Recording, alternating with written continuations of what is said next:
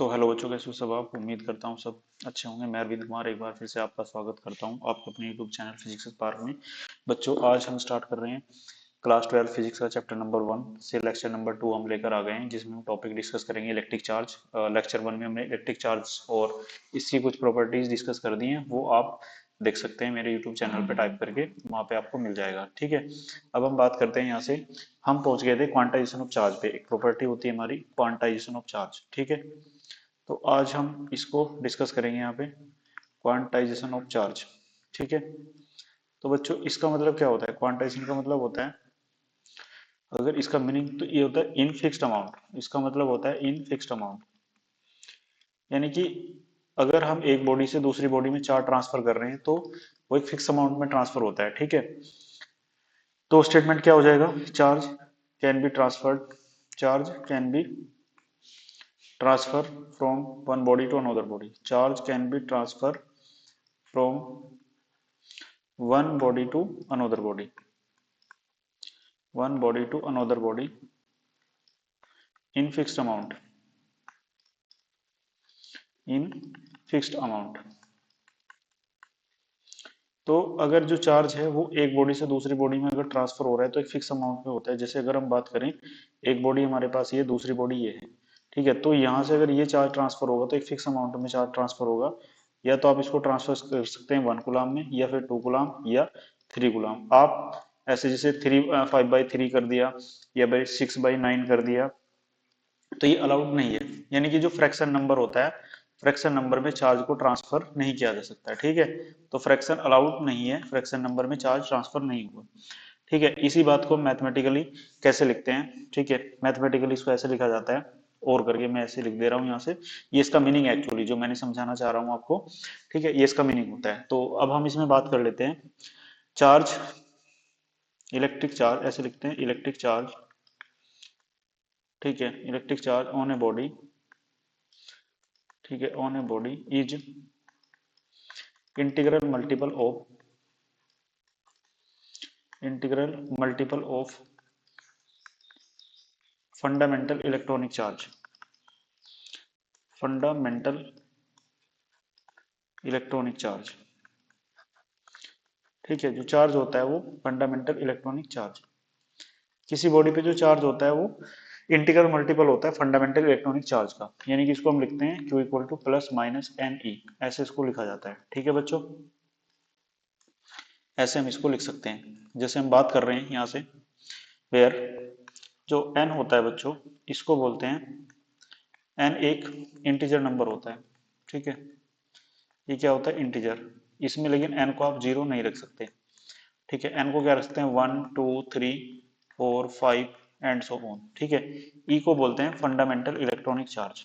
क्या बोलते हैं, फंडामेंटल इलेक्ट्रॉनिक चार्ज। तो ये हमारे पास फंडामेंटल इलेक्ट्रॉनिक चार्ज होता है।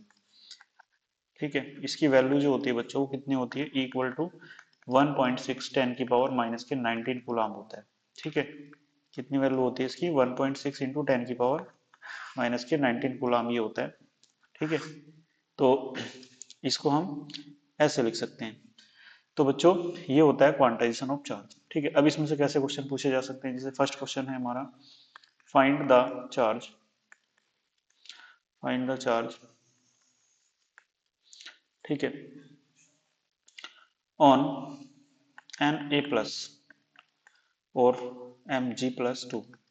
जैसे इस पे पूछ लिया कि इन पे दोनों पे कितना चार्ज होगा, तो हमें पता है बच्चों हम इसको कैसे सॉल्व करेंगे। अब हमारे पास एन ए होता है, एन ए का एटॉमिक नंबर होता है 11। ठीक है, अगर ये एक इलेक्ट्रॉन को डोनेट कर दे रहा है, ठीक है, तो इसके पास जो है अब एटॉमिक नंबर कितना बचा, 10। अब जो एटॉमिक नंबर होता है बच्चों, ठीक है, एटॉमिक नंबर जो होता है वो किसके इक्वल होता है, वो होता है नंबर ऑफ इलेक्ट्रॉन के, नंबर ऑफ इलेक्ट्रॉन्स के, न्यूट्रल एटम के केस में। ठीक है, अगर हमारे पास न्यूट्रल एटम है तो उस केस में क्या होता है, वो इक्वल होता है किसके, नंबर ऑफ इलेक्ट्रॉन्स के। कौन, एटॉमिक नंबर। ठीक है, तो अब यहाँ से हम बात कर रहे हैं बच्चों, तो फर्स्ट मैं ले रहा हूँ यहाँ से एन ए प्लस। तो एन ए प्लस यानी कि इसमें 11 होता है, इसका एक इसमें से चला गया, तो इसमें कितने इलेक्ट्रॉन बचेंगे, 10 इलेक्ट्रॉन। और ई की वैल्यू आपको पता है, अंडरस्टूड है कितनी, 1.6 10 की पावर माइनस के 19 कूलम्ब। अब आप इस पे फॉर्मूला लगाएंगे Q equal to n e. तो n कितना है हमारे पास, 10, ई की वैल्यू 1.6 10 की पावर माइनस के 19। तो बच्चों ये कितना आ जाएगा 1.6 इंटू 10 की पावर माइनस का 18 कूलम। ठीक है, तो ये हमारे पास आंसर आ गया इसका। ठीक है, तो इस तरीके से बच्चों हम इसको कर सकते हैं। इसी तरीके से हम बात कर रहे हैं सेकंड वाले के केस में। कैल्शियम का हमें पता है कितना होता है एटॉमिक नंबर 20, ये 40 होता है। अगर मैं बात करूं Ca+2 की, तो +2 यानी कि इसमें से कितने इलेक्ट्रॉन निकल चुके हैं 2, तो कितना रह गया एटॉमिक नंबर 18। तो यहाँ नंबर ऑफ इलेक्ट्रॉन कितना हो जाएगा 18, है ना। और ई की वैल्यू हमें पता है कितनी होती है 1.6 10 की पावर माइनस का 19। तो बच्चों यहाँ से हम करेंगे, इसमें फॉर्मूला लगाएंगे Q equal to n e. N कितना हमारे पास 18 और ये 1.6 10 की पावर माइनस के 19। तो यहाँ से हम बात कर लेते हैं, यहाँ से कितना आ जाएगा 18 इंटू 1.6 10 की पावर माइनस के 19। ठीक है बच्चों, अब मल्टीप्लाई करेंगे यहाँ से।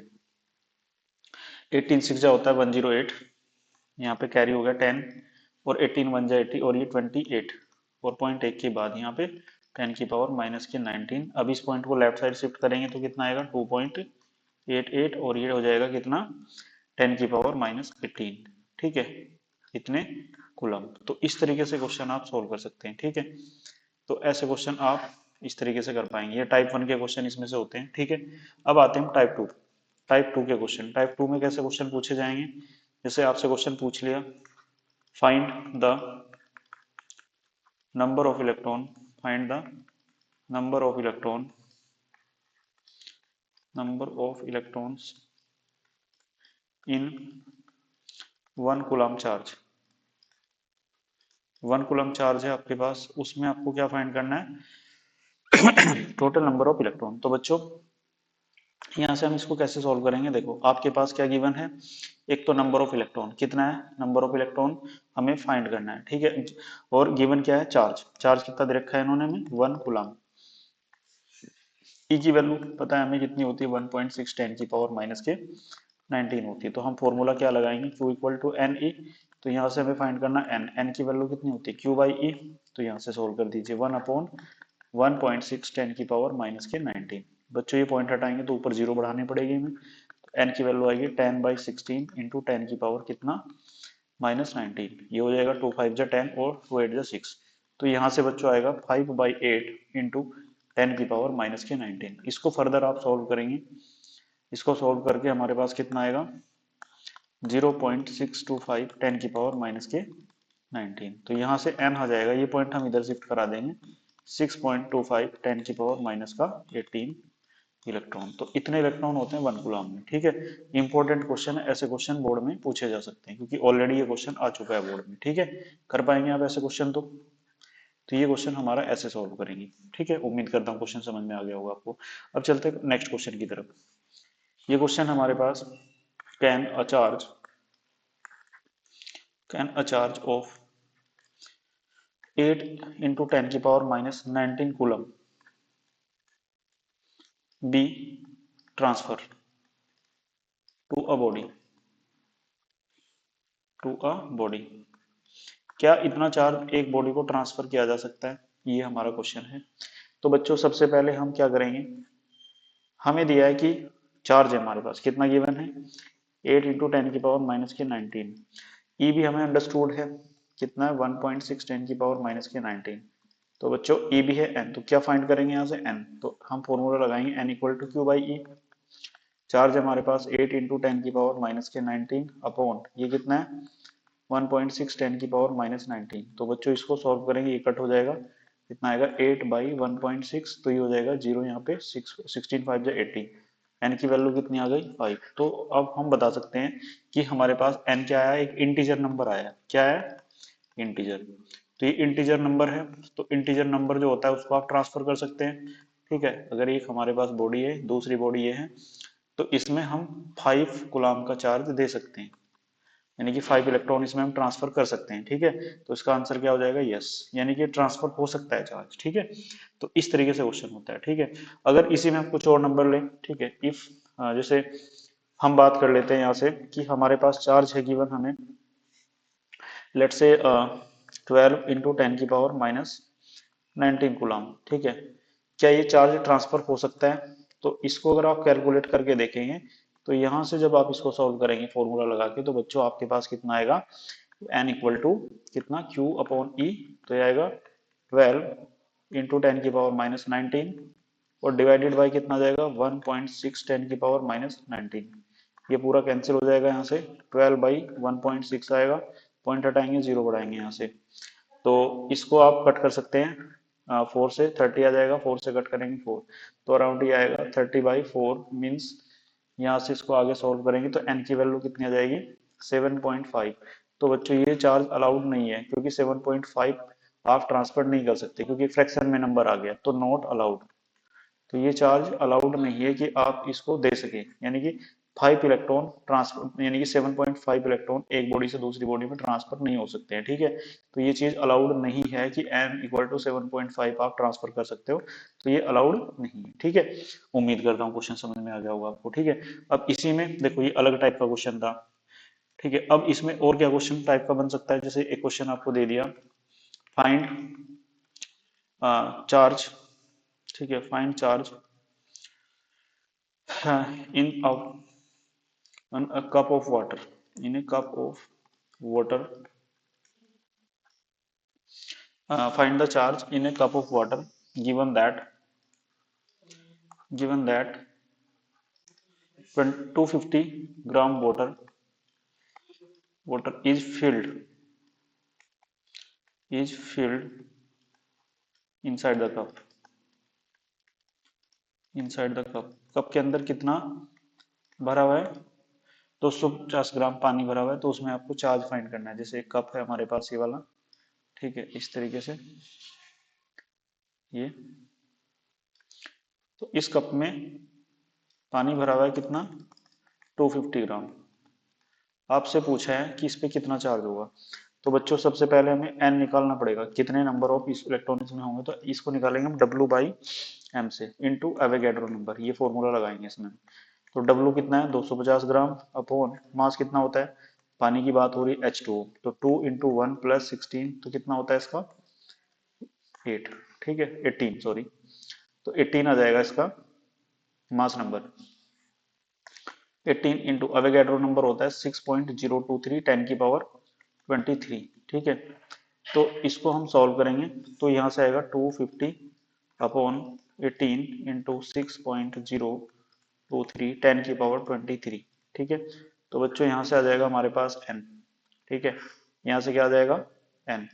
अब हमें फाइंड करना है चार्ज। अब चार्ज के लिए क्या फॉर्मूला लगाएंगे, चार्ज के लिए फॉर्मूला लगाएंगे Q equal to n e, n हमें दिया है 250/18 है ना, इंटू 6.023 10⁻23, और साथ में इलेक्ट्रॉन का चार्ज है 1.6 10⁻⁻19, ठीक है। तो इसको आप सॉल्व करेंगे यहाँ से, तो जितना भी आएगा सॉल्व करके इसका आंसर हो जाएगा। रफली अगर हम देखें 250/18 है ना, और ये 6.023 इंटू 1.6, और भाई ये 10 की पावर कितनी बचेगी ऊपर 4, ठीक है। तो इसको अब सॉल्व कर लेना है, तो जो भी आंसर आएगा आपका उसका फाइनल आंसर हो जाएगा, ठीक है बच्चों। तो इस तरीके से क्वेश्चन आप सोल्व कर पाएंगे, तो इतना चार्ज इस पे होगा, ठीक है। ये कैलकुलेशन होनी आगे बस वो आप कर सकते हैं, तो इतने गुलाम चार्ज इस पे आ जाएगा, ठीक है। तो ये होता है क्वांटाइजेशन, समझ में आ गया होगा कैसे कैसे क्वेश्चन यहाँ से पूछे जा सकते हैं, तो इस तरीके से हम इसको कर सकते हैं, ठीक है। अब इसी में नोट करके हम एक पॉइंट लिखेंगे, quantization of charge, quantization of charge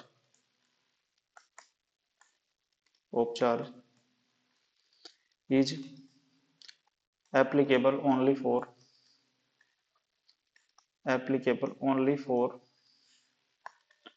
ये किसके लिए एप्लीकेबल होता है, applicable only for point charges, जो हमारे पॉइंट चार्जेस होते हैं केवल उन्हीं पे आप इसको लगा सकते हैं, ठीक है, उन्हीं पे एप्लीकेबल होता है, तो ये बात हमें याद रखनी है, ठीक है।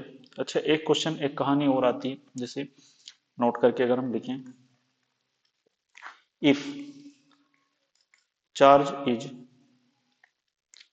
इज इन फ्रैक्शन, अगर चार्ज फ्रैक्शन में आ रहा है, लेट से कहीं पे आ गया E/3 और 2E/3, तो क्या ये जो चीजें होती हैं इनको बोलते हैं हम, ठीक है, क्वार्क, क्या बोलते हैं इनको, क्वार्क, तो ये क्वार्क्स होते हैं, ठीक है, तो थोड़ा सा इसमें मैं डिस्कस कर लेता हूँ क्वार्क के बारे में भी। तो क्वार्क क्या होता है बच्चों? क्वार्क जो होता है ये दो टाइप का होता है, मतलब जिससे हमारे ये प्रोटॉन और न्यूट्रॉन बने हुए होते हैं। ठीक है, इन दोनों का कंपोजिशन होता है। तो क्वार्क हमारे पास दो टाइप के होते हैं, जैसे एक होता है अप क्वार्क, ठीक है, इसकी वैल्यू होती है कितनी, E/3। एक होता है हमारे पास कौन सा क्वार्क, डाउन क्वार्क। ठीक है, ऐसे आप देख सकते हैं डाउन क्वार्क। तो डाउन क्वार्क में वैल्यू कितनी होती है, 2E/3। ठीक है, तो अप क्वार्क होता है और एक होता है हमारे पास क्या, डाउन क्वार्क। ठीक है, तो ये सॉरी ये 2E/3 होता है और ये कितना होता है, E/3 माइनस का होता है, ये निगेटिव है ना, डाउन क्वार्क। तो इस तरीके से बच्चों हम इसको देख सकते हैं। ठीक है, अभी थोड़ा मैं इसको यहाँ से रफ कर देता हूँ, अभी ये देखेंगे। तो ये बच्चों क्या होता है, -E/3 डाउन क्वार्क। अब देखो, जैसे हम बात कर लेते हैं एग्जाम्पल के लिए, जैसे एक प्रोटॉन की हम बात कर रहे हैं, प्रोटॉन, ये हमारा एग्जाम्पल हो गया प्रोटॉन। ठीक है, तो प्रोटॉन पे चार्ज कितना होता है, अगर इसके चार्ज की हम बात करें तो इसका चार्ज होता है कितना, +E। क्या होता है, +E। अब इसमें हम देखेंगे कि कितने अप क्वार्क हैं, कितने इसमें डाउन क्वार्क हैं, वो चीज हमें चेक करेंगे अभी हम। तो कैसे चेक करेंगे, जैसे हमारे पास भाई हमें यूज करना है 2E/3 को, ठीक है, एंड किसे यूज करना है, -E/3 को, और लाना कितना है इसको यूज करके, इसको यूज करके लाना है E। तो ये जनरली सिंपल बात है। ठीक है, अगर मैं ऐसे करूं, इसमें 2 से मल्टीप्लाई करूं, 2E/3 -E/3, इस पूरे को सोल्व करूं, कितना आएगा, 4E/3 -E/3। तो बच्चों इसको सोल्व करके हमारे पास कितना आ जाएगा, 3E/3, तो कैंसिल हो गई, कितना आ गया, +E। और वही आ गया, देखो यही तो चार्ज होता है इस पे, प्रोटॉन पे। तो यहाँ से देखने वाली बात ये है, इसमें मैंने कितने यूज किए हैं, अपक्वार्क, क्योंकि इसको मैंने क्या बोला था, ये होता है अपक्वार्क, है ना, अपक्वार्क, और ये क्या होता है, डाउन क्वार्क, डी। तो मैंने कितने अप यूज किए हैं इसमें, तो अपक्वार्क कितने यूज किए मैंने इसमें, अपक्वार्क हो गए देखो कितने, 2। तो इसमें 2 अपक्वार्क हो जाएंगे। ठीक है, अगर मैं डाउन की बात करूं, तो डाउन क्वार्क कितने हो जाएंगे इसमें, ठीक है, डाउन क्वार्क, तो ये हो जाएंगे D = बता सकते हो आप यहाँ से कितना यूज किया मैंने, केवल एक, तो ये वाला। तो ये हमारे पास इसमें डाउन क्वार्क हो गया। अब इसको कैसे लिखा जाएगा, तो एक प्रोटॉन जो होता है उसको लिखने का तरीका ये होता है कि इसको लिखा जाता है UUD, यानी कि एक प्रोटॉन में क्या होता है, दो अप क्वार्क होते हैं और एक डाउन क्वार्क होता है। ठीक है, ये प्रोटॉन को लिखने का तरीका है। नाउ अब बात कर लेते हैं न्यूट्रॉन की। ठीक है, अब एक होता है न्यूट्रॉन। तो न्यूट्रॉन के केस में क्या होता है, न्यूट्रॉन पे चार्ज आपको पता है कितना चार्ज होता है, न्यूट्रॉन पे 0 चार्ज होता है। तो 0 चार्ज यूज होगा तो आपको लाना है 0। तो 0 कैसे ला सकते हैं, भाई 2E/3 और E/3 माइनस का, इन दोनों को यूज करना है और लाना है कितना, 0। तो देखो 2E/3 और -E/3, अगर मैं इसमें 2 से मल्टीप्लाई कर दूं तो कितना हो जाएगा टोटली, 2E/3 -2E/3, देखो कैंसिल हो गया, कितना आ गया, 0। और यही चार्ज आपको लाना था, है ना। अब इसमें बताओ, ये डाउन वाले होते हैं D, और ये क्या होते हैं, अप वाले। कितने मैंने इसमें डाउन यूज किए हैं और कितने मैंने इसमें अप यूज किए हैं, तो देख सकते हो आप, अप मैंने कितना यूज किया, केवल एक, और डाउन कितना यूज किया मैंने इसमें, ये 2। तो इसको हम लिखेंगे UDD। तो इस तरीके से बच्चों लिखा जाता है इसको, प्रोटॉन, न्यूट्रॉन को, सॉरी। ठीक है, तो अगर इस तरीके का फ्रैक्शन में चार्ज आ रहा है तो उसको आप समझ गए हैं कि वो क्वार्क हो सकते हैं। ठीक है, अप क्वार्क और डाउन क्वार्क। उम्मीद करता हूँ आपको ये बात समझ में आ गई होगी। तो बच्चों ये होता है क्वांटाइजेशन ऑफ चार्ज। ठीक है, तो समझ में आ रहा होगा यहाँ तक। ठीक है, यहाँ तक ये हमारा चार्ज होता है। अब हम बात करते हैं मेथड ऑफ चार्जिंग। ठीक है, method of charging of a body, of a body, किसी बॉडी को चार्ज करने के मेथड कौन कौन से होते हैं। ठीक है, तो उसके बारे में हम बात कर रहे हैं। तो सबसे पहला होता है बच्चों फ्रिक्शन मेथड, फ्रिक्शन मेथड। ठीक है, ये होता है। सेकंड होता है हमारे पास कंडक्शन मेथड। कौन सा मेथड, कंडक्शन मेथड, ये वाला। और थर्ड होता है हमारे पास कौन सा, ये होता है हमारे पास में इंडक्शन मेथड। तो तीन तरीके से हम बॉडी को चार्ज कर सकते हैं। ठीक है, तीन मेथड है हमारे पास चार्जिंग के। ठीक है, तो इनसे हम, अब देखने वाली बात ये कि कौन सा मेथड कहाँ यूज होता है। तो सबसे पहले हम बात कर लेते हैं फ्रिक्शन मेथड की। ठीक है, कौन से मेथड की हम बात कर रहे हैं, फ्रिक्शन मेथड की। तो ये मेथड कहाँ यूज होता है इसके बारे में बात करते हैं। This method